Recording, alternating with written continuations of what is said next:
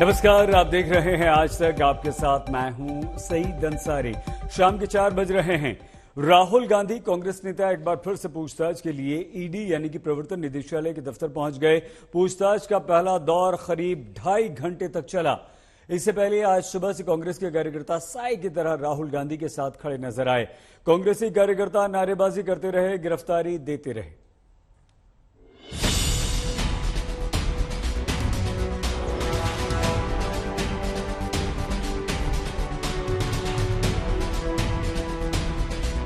Herald case में जांच की आंच इतनी तेज और तीखी हुई कि कांग्रेस के सबसे मजबूत चेहरे को ईडी में हाजिर होना पड़ गया।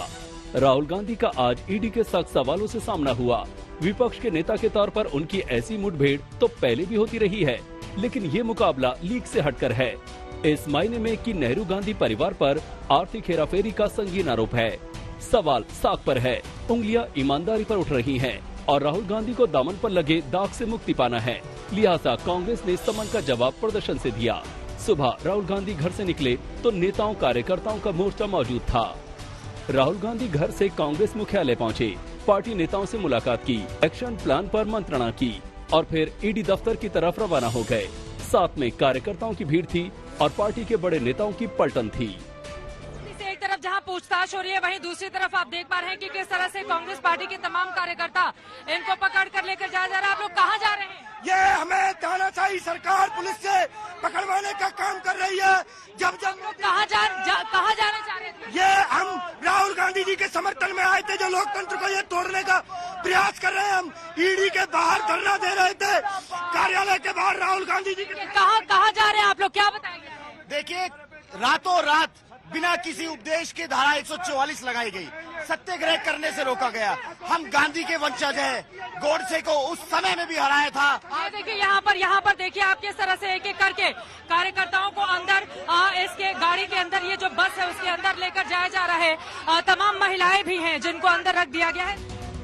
कांग्रेस ने राहुल गांधी से पूछताछ को सियासी इवेंट बनाने में एड़ी चोटी का जोर लगा दिया। ये संदेश देने की कोशिश की कि राहुल गांधी के साथ पार्टी चट्टान की तरह खड़ी है। सड़क पर कांग्रेस के दिग्गज नेता उतरे। प्रियंका गांधी, अशोक गहलोत, भूपेश बघेल, प्रमोद तिवारी, सचिन पायलट, पी चिदम्बरम, दिग्विजय सिंह, रणदीप सुरजेवाला से लेकर श्रीनिवासन और पवन खेड़ा तक कांग्रेस ने एकजुटता दिखाने में कोई कोर कसर नहीं छोड़ी। पुलिस का एक्शन हुआ, नेताओं कार्यकर्ताओं को मौके से हटाने की कोशिश हुई तो हिरासत में लिए गए नेताओं में बड़े बड़े चेहरे शामिल थे। राहुल गांधी के ईडी दफ्तर पहुंचने तक कांग्रेस कार्यकर्ताओं की मोर्चाबंदी जारी रही। ईडी दफ्तर के बाहर भी कांग्रेस कार्यकर्ताओं और नेताओं का जमावड़ा जारी रहा। कुछ नेता तो सड़क पर बैठकर ही विरोध प्रदर्शन करते रहे। राहुल गांधी से ईडी के भीतर सवाल हो रहे थे, तब भी बाहर कांग्रेसियों का बवाल जारी था। इस जांच से राहुल गांधी निकल पाते हैं या नहीं, ये तो वक्त बताएगा। लेकिन कांग्रेस ने बता दिया है कि आज की तारीख में राहुल गांधी ही उनके सबसे बड़े नेता हैं। चित्रा त्रिपाठी के साथ अरविंद ओझा, दिल्ली आज तक। राहुल गांधी से पूछताछ को लेकर राजनीतिक वार पलटवार चल रहा है। कांग्रेस इसे बदले से प्रेरित बता रही है तो बीजेपी इसे हेराफेरी पर कार्रवाई बता रही है। आज एक ऐतिहासिक दिन है और कायर मोदी सरकार जान ले, झुकेंगे नहीं, लड़ेंगे और जीतेंगे। आज फिर आगाज होगा एक गांधीवादी सत्याग्रह का। आज फिर आगाज होगा एक नई क्रांति का कायर मोदी सरकार के खिलाफ। आज फिर आगाज होगा एक नए बलबले का प्रजातंत्र को रोंदने वाली भाजपा के खिलाफ। आज फिर आगाज होगा साहस और संयम का, संविधान का दमन करने वाली ताकतों के खिलाफ। आज फिर आगाज होगा, निडर और बेखौफ होगा, गुलामी की पहचान बनी मोदी सरकार की दमनकारी नीतियों के खिलाफ। वास्तविक रूप में देखा जाए तो जो आज कांग्रेस पार्टी कर रही है वो जश्न भ्रष्टाचार है, सेलिब्रेटिंग करप्शन। देखिए, राहुल गांधी को बार बार कांग्रेस पार्टी ने लॉन्च करने का प्रयास किया है, कभी खाट यात्रा करके, कभी अच्छे लड़के दो बना करके, मगर वो कभी लॉन्च नहीं हो पाए हैं। आज फिर से कांग्रेस पार्टी भ्रष्टाचार के प्लैंक से राहुल गांधी को रीलॉन्च करने की कोशिश कर रही है। यह भी फेल होगा। राहुल गांधी जी से गुजारिश है वो जाएं और जिस प्रकार से 5,000 करोड़ रुपए का गबन उन्होंने और उनके परिवार ने किया है वो ईडी के सामने बताएं। उनकी झूठ की अदालत में सत्य की बिसात पर आधारित हर सवाल का जवाब देंगे। यही हमारा संकल्प है और यही गांधी का रास्ता। भारतीय राष्ट्रीय कांग्रेस को झुकाने के लिए, हमारे नेतृत्व को झुकाने के लिए 8 साल से मोदी सरकार ने एड़ी चोटी का जोर लगा रखा है। लेकिन श्री राहुल गांधी और कांग्रेस का हर कार्यकर्ता, हर नेता, देश के साधारण व्यक्ति, देश के वंचित, देश के शोषित, देश के गरीब, देश के दलित, उनकी आवाज उठाने के अपने कर्तव्य पर अडिग है और अडिग रहेंगे। हम लोकतंत्र के सिपाही हैं और संविधान के रखवाले हैं। मैं फिर दोहराता हूं, हम लोकतंत्र के सिपाही हैं और संविधान के रखवाले हैं।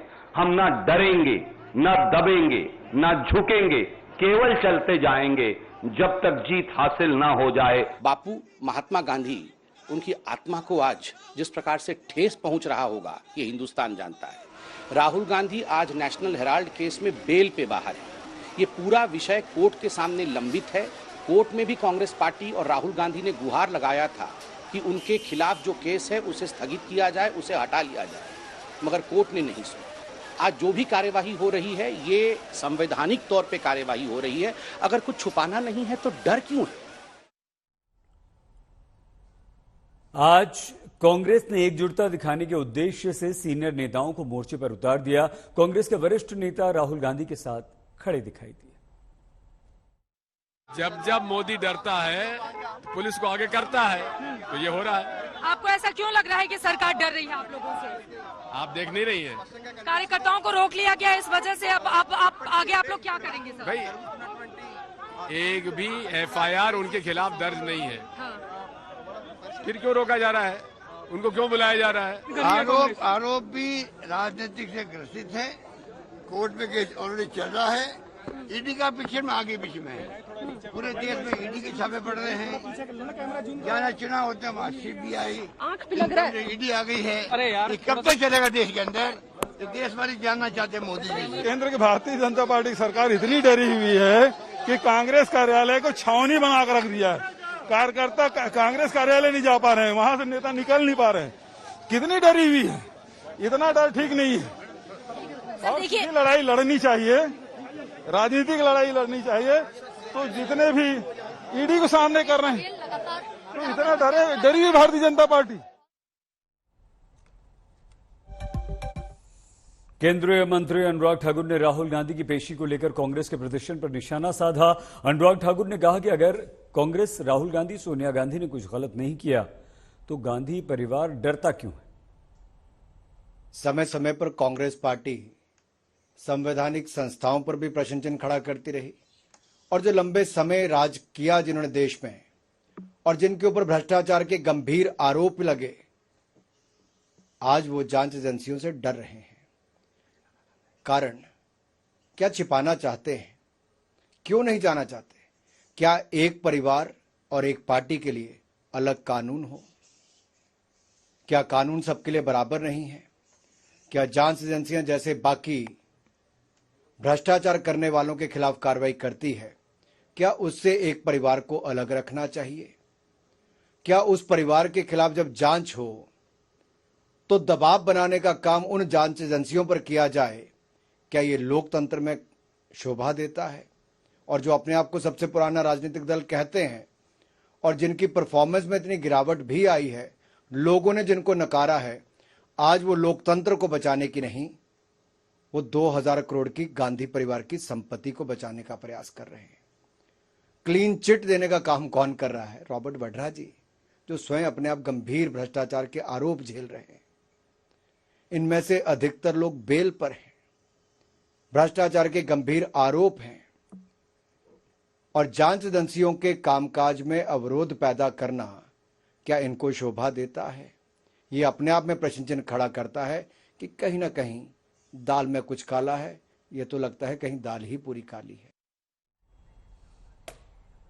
राहुल गांधी से ईडी दफ्तर में इस वक्त पूछताछ जारी है और ये दूसरे राउंड की पूछताछ चल रही है। पहले 2.5 घंटे पूछताछ हुई, और उसके बाद लंच के लिए राहुल गांधी बाहर निकले। अपनी मां जो कि सोनिया गांधी दिल्ली के गंगाराम अस्पताल में भर्ती हैं, उनसे मिलने गई और उसके बाद फिर से ये पूछताछ शुरू हो चुकी है। राहुल गांधी से पूछताछ एक बार फिर से शुरू हुई है। आइए सीधे हम आपको ईडी दफ्तर के बाहर मौजूद हमारे संवाददाता मुनीश पांडे के पास लिए चलते हैं। मुनीश, क्या हुआ इन 2.5 घंटों में, कोई जानकारी मिल पाई? राहुल गांधी जब बाहर निकले तो उनके हाव भाव से क्या प्रतीत हो रहा था? जी देखिए सईद, पहले राउंड की पूछताछ लगभग 11:30 बजे शुरू हुई थी और वो पूछताछ लगभग 2:15 बजे शुरू हुई, 2:15 बजे खत्म हुई। उसके बाद में उनको बोला गया कि अगर वो लंच करने के लिए बाहर जाना चाहते हैं तो वो जा सकते हैं, जिसके बाद में उनको 1 घंटे का लंच ब्रेक दिया गया। अभी 4 बजे से उनकी दोबारा पूछताछ शुरू हो चुकी है। कुल मिला के अधिकारियों का ये कहना है कि जो शुरुआत के 2.5-3 घंटे की पूछताछ हुई है, इसमें वो राहुल गांधी से जानना चाहते थे कि आखिरकार ऐसी क्या जरूरत थी कि कांग्रेस पार्टी ने खुद जो डोनेशन का पैसा था वो 90 करोड़ रुपए का लोन एजेएल को दिया गया था। उसके अलावा क्या जरूरत थी कि राहुल गांधी खुद यंग इंडिया कंपनी के शेयर होल्डर बन गए। इन सवालों के जवाब ईडी के अधिकारी तलाशने की कोशिश कर रहे थे और जो आरोप लगे थे उन 2000 करोड़ की प्रॉपर्टीज को लेकर, उसके बारे में भी राहुल गांधी को सवाल जवाब किया गया कि आखिरकार वो 2000 करोड़ की प्रॉपर्टी, उसके बारे में क्या जानकारी है। सूत्रों से मेरी बात हुई और उन्होंने हमें ये जानकारी दी है कि कई ऐसे सवालों के जवाब थे सवाल थे जिनके जवाब राहुल गांधी पूरी तरीके से नहीं दे पाए। कुछ सवालों के जवाब देने में वो कुछ अनकंफर्टेबल थे, लेकिन उन्होंने इतना जरूर कहा कि अगर आपको लगता है कि इसमें कुछ गलत हुआ है तो मैं साफ कर देता हूं कि इसमें किसी भी तरह की कोई धांधली नहीं हुई है। ये राहुल गांधी ने अंदर पूछताछ के दौरान बात की। उसके अलावा उनसे बैंक डिटेल्स, ट्रांजैक्शन डिटेल्स, इन सब चीजों के बारे में पूछताछ किया गया। अब जो अगले राउंड की क्वेश्चनिंग है उनमें भी उन सवालों को लेकर उनसे पूछताछ किया जाएगा कि आखिरकार यंग इंडिया को लेकर जो 38% का शेयर है उससे क्या उनका कोई पर्सनल फायदा हुआ था, क्या जो 2000 करोड़ की प्रॉपर्टीज है उससे क्या इनका कोई पर्सनल फायदा हुआ था। इन सारे सवालों के जवाब राहुल गांधी को आज देने पड़ेंगे। धारा 50 पीएमएलए के तहत ये जो सवाल जवाब का सिलसिला है वो चल रहा है और सूत्रों का ये कहना है कि जो सेकंड राउंड की पूछताछ है वो अगले 3-4 घंटे तक चल सकती है, यानी कि एक लंबा दिन राहुल गांधी के लिए होने वाला है। कांग्रेस लगातार ये कह रही है कि ये किसी तरह का घोटाला नहीं है, जो सेंटर है, जो सरकार है वो उनको निशाना बना रही है, लेकिन ईडी का ये कहना है कि उनके सामने एक केस है और उन्हें इस केस में राहुल गांधी और सोनिया गांधी से पूछताछ करनी थी, इसके लिए पूछताछ चल रही है। जी सही। मनीष, मनी लॉन्ड्रिंग और बीजेपी नेता सुब्रमण्यम स्वामी का तो ये भी आरोप है कि 2000 करोड़ से ज्यादा की संपत्ति 50 लाख में हड़पने का प्रयास किया, जिसके लिए वो अदालत भी गए थे, हालांकि वो मामला शुरू नहीं हुआ अभी। क्या ये सबसे मुख्य मुद्दा होगा या चल रही होगी इस बारे में पूछताछ? हम अंदाजा लगा सकते हैं? जी बिल्कुल सईद, आप जो सवाल का जिक्र किया आपने वही सबसे अहम मुद्दा है इसमें, क्योंकि अगर आप देखिए तो 1962 से लेके तो 2010 तक 92 करोड़ रुपए का कर्ज था एजेएल के ऊपर और उसे कर्ज से उबारने के लिए कांग्रेस ने 92 करोड़ रुपए का लोन दिया था। एक कंपनी बना गई एजेएल, एक कंपनी बना गई यंग इंडिया प्राइवेट लिमिटेड। इस कंपनी में डायरेक्टर बने सोनिया गांधी, राहुल गांधी। शेयर होल्डिंग सबसे ज्यादा थी इनकी, 38% की शेयर होल्डिंग थी। इस कंपनी में 50 लाख रुपए आए। जो आरोप लगे हैं कि वो 50 लाख रुपए एक शेल कंपनी के जरिए आए। इस 50 लाख रुपए के जरिए एजेएल को अक्वायर करने की कोशिश की यंग इंडिया ने, यानी कि 92 करोड़ रुपए का जिस कंपनी के ऊपर घाटा था उसको कांग्रेस पहले वो घाटा पूरा करती है, यंग इंडिया उसे खरीदने की कोशिश करती है। लेकिन इन सब में अगर देखा जाए तो 50 लाख रुपए का निवेश करके 2000 करोड़ रुपए की अगर किसी को संपत्ति मिलती है तो ये अपने आप में बेहद अहम मुद्दा हो जाता है। इसी बारे में जांच कर रही है। लेकिन दूसरा इसमें एक अहम मसला ये भी है कि young India private limited section 25 of company act के तहत बनाया गया था, यानी कि इस कंपनी में कोई भी आदमी 1 रुपए की खरीद फरोख्त नहीं कर सकता। 2000 करोड़ की संपत्ति भले से हो लेकिन वो अपने लिए खुद इस्तेमाल नहीं कर सकता, ये कांग्रेस का दावा है। तो इन सब के बीच में जो आपने सवाल किया था कि क्या इससे लेकर पूछताछ होनी है, यही इसमें सबसे अहम है, क्योंकि ये मनी लॉन्ड्रिंग का एंगल ईडी देख रही है। और अगर ये साबित हो जाता है तो कहीं ना कहीं पूरे गांधी परिवार के लिए, राहुल गांधी के लिए, सोनिया गांधी के लिए मुश्किलें बढ़ जाएंगी। कई कांग्रेस के नेता भी इसमें अंडर स्कैनर हैं। और अगर सुब्रमण्यम स्वामी की याचिका को भी बात करें तो उन्होंने भी यही सीधे तौर पर आरोप लगाया हुआ था कि कहीं ना कहीं कांग्रेस पार्टी, उसमें से खास करके सोनिया गांधी और राहुल गांधी ने 2000 करोड़ रुपए का मुनाफा कमाने की कोशिश की इसमें। जी सही। बहुत धन्यवाद मुनीश पांडे हमारे संवाददाता। लगातार दिल्ली ईडी ऑफिस के बाहर से बने हुए और बात आपसे करेंगे मुनीश। फिलहाल रॉबर्ट वाड्रा जो कि सोनिया गांधी के दामाद हैं, उन्होंने राहुल गांधी की पेशी को लेकर आज तक से बातचीत की। बोले कि पेशी से पहले राहुल ने उनसे टिप्स लिए थे। नेशनल हेराल्ड मामले में राहुल गांधी आज ईडी के सामने पेश हुए। बात करने के लिए हमारे साथ मौजूद है रॉबर्ट वाड्रा जी। रॉबर्ट जी, जिस ढंग से राहुल गांधी सोनिया गांधी दोनों को ईडी ने सम्मान किया है और आज राहुल गांधी पेश हुए, किस ढंग से देखते हैं पूरे मामले को? मैं देखता हूं कि बहुत ही गलत तरीका ये बीजेपी सरकार इस्तेमाल कर रही है एजेंसी के द्वारा इस परिवार को परेशान करने का। मुझे खुद जब से ये सरकार आई है किसी न किसी तरीके से परेशान करते रहते हैं और मुझे 15 बारी बुलाया गया था दिल्ली में, जयपुर में। मेरे मदर को बुलाया गया है जो 75 साल की उम्र के हैं और मैंने जितने भी सवाल हैं उसके जवाब दिए।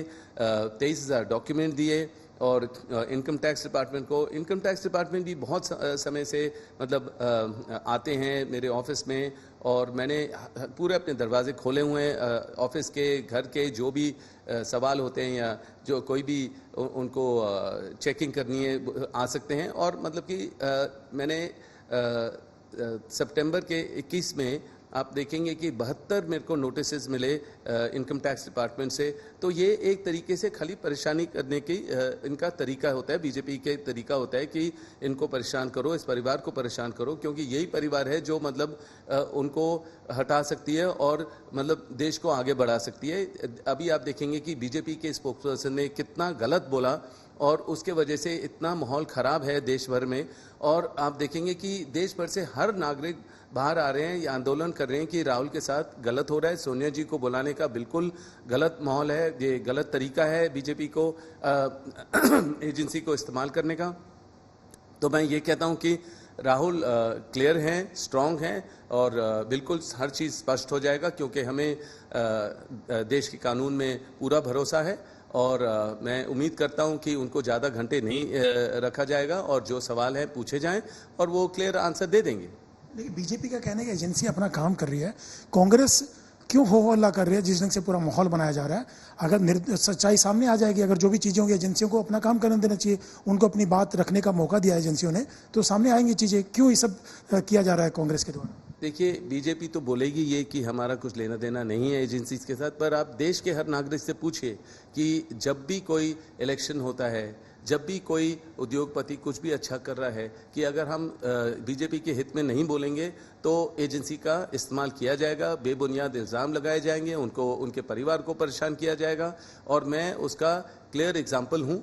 और अब जितना भी आप परेशान करोगे उतना एक आदमी स्ट्रांग ही होता है। और मैं ये कहूँगा कि अब झेलने की क्षमता है कि कितने भी एजेंसीज को बुला लो, जो भी करना है करो, क्योंकि मतलब हाँ इतने समय से चला आ रहा है ये। बीजेपी कहती कोई अपराधी, ये थोड़ा कहता है कि मैंने अपराध किया है, तो अब एजेंसी अगर बुला रही है तो सच्चाई सामने आने दो। तो हमने कभी इनकार नहीं किए, पर हमेशा आप देखेंगे कि जो समय वो इस्तेमाल करते हैं कि कोई इलेक्शन है, कोई प्रचार कर रहा है, कोई कैंपेन कर रहा है, तो उस टाइम पे उनके परिवार को परेशान करने का तरीका होता है। कोई गवर्नमेंट ने गलत किया है, वो पूरा देश मतलब उनसे नाराज है, तो उस टाइम पे मेरा नाम उछाला जाता है या कोई और किसी को परेशान किया जाएगा कि उनकी जो नाकामियां हैं उसको दूर करने के लिए वो मेरा नाम इस्तेमाल करते हैं। तो मुझे लग रहा है कि जो टाइमिंग होती है वो गलत है, तो उसका लिंक जरूर बीजेपी से ही बनता है।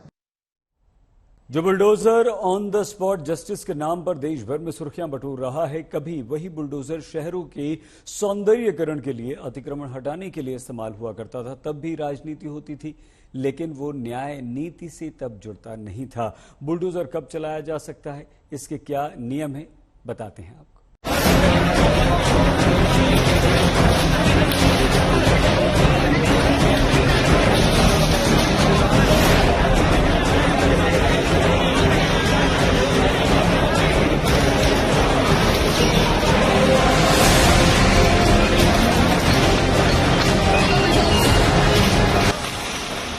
कोई भी दंगाई बचने न पाए, इस सिद्धांत पे हम लोग कार्य कर रहे हैं और इनके विरुद्ध कठोर कार्रवाई की जाएगी। धाराएं अब की बार ऐसी लगाई गई हैं जिससे कि इनको काफ़ी दिनों तक हम लोग जेल के शिकंजों में रखेंगे।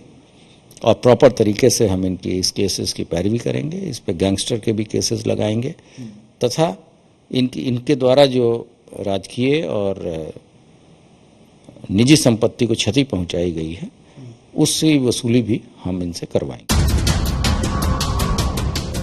3 जेसीबी से घर ढहाने तो अलग एक्शन है। हिंसा पर कार्रवाई अभी बाकी है। पुलिस जावेद पंप का फोन खंगाल रही है। फॉरेंसिक टीम हर डिलीट मैसेज को निकालने में जुटी है। जावेद पर हिंसा के भड़काने का आरोप है। भीड़ जुटाने का इल्जाम है। उमर खालिद समेत कई विवादित लोगों से भी जावेद के तार जुड़ रहे हैं। गिरफ्तारी का सिलसिला लगातार जारी है। प्रयागराज की बात करें तो प्रयागराज में सर्वाधिक गिरफ्तारियां 92 लोग गिरफ्तार किए गए और अभी भी गिरफ्तारियों का सिलसिला लगातार जारी है। प्रयागराज के जिस इलाके में हिंसा हुई उस अटाला इलाके में सुरक्षा के लिहाज से पैरामिलिट्री फोर्स पीएसी के जवान तैनात हैं। बाजार बंद हैं। एहतियात के तौर पर पुलिस के जवान गश्त कर रहे हैं, लेकिन बलवाइयों की धरपकड़ का दौर लगातार जारी है। एक और जेल में बंद जावेद पर शिकंजा कस रहा है तो दूसरी ओर जावेद के घर वाले उसे बेगुनाह बता रहे हैं। जावेद की बेटियों का दावा है कि जिस घर को गिराया गया वो जावेद के नाम पर था भी नहीं, उसे उसकी नानी ने मां को गिफ्ट किया था। ये घर हमारी अम्मी के नाम पे था। ये हमारे नाना ने अम्मी को गिफ्ट के तौर पे दिया था। ये इस घर में हम लोग 20 साल से रह रहे थे। 20 साल से ज्यादा हो गया था, 22 साल से। इससे पहले कभी हमने सुना ही नहीं कि हमारा घर अवैध है। हम लोग वाटर टैक्स दे रहे हैं, हम लोग घर का हाउस टैक्स दे रहे हैं, हर एक टैक्स पे कर रहे हैं। और अचानक से एक दिन पहले ये जिस दिन वाकया हुआ है उसकी रात में हमारा घर अवैध हो गया। Activists such as my father are being harassed, are being intimidated, and we fear that our house will be bulldozed. Bulldozer action के खिलाफ ओवैसी भी उतर आए। उन्होंने कानून संविधान की दुहाई दी तो जावेद के वकील तो बुलडोजर एक्शन को कोर्ट में चुनौती देने की बात कर रहे हैं। हमारा घर तोड़ दिया तुमने। तुम कौन होते अगर उसने किया? आफरीन फातिमा के बाप ने किया तो कोर्ट में चलाओ ना केस, सजा दिलाओ उसको, जेल में डालो, कोर्ट में कन्विक्ट कराओ। क्या उत्तर प्रदेश का मुख्यमंत्री उत्तर प्रदेश का चीफ जस्टिस बन चुका है? लोगों ने सुप्रीम कोर्ट, हम लोगों ने हाई कोर्ट के ऑनरेबल चीफ जस्टिस को लेटर पिटीशन आज कर दिया है और हमने कल उसका पता लगाएंगे। उसके बाद देखेंगे कि किस तरह से इस लड़ाई को जरूरत पड़ी तो हम सुप्रीम कोर्ट तक ले जाएंगे, लेकिन प्रयागराज विकास प्राधिकरण के अधिकारियों को दंडित किए बगैर और उस मकान को प्रयागराज विकास प्राधिकरण के पैसे से बनवाए बगैर हमारी लड़ाई खत्म नहीं होगी।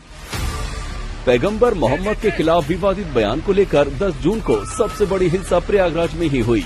जुमे की नमाज के बाद अटाला इलाके में भारी भीड़ जुट गई। पथराव और तोड़फोड़ शुरू हो गया।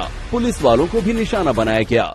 इस हिंसा का मास्टरमाइंड जावेद तो पुलिस के हत्थे चढ़ गया, लेकिन कई चेहरों की अब भी तलाश है। सबकी पहचान हो रही है। उनकी अवैध प्रॉपर्टी की लिस्ट भी तैयार हो रही है। बुलडोजर भी आगे के एक्शन के लिए तैयार है। प्रयागराज से संतोष शर्मा और अभिषेक मिश्रा के साथ आज तक ब्यूरो।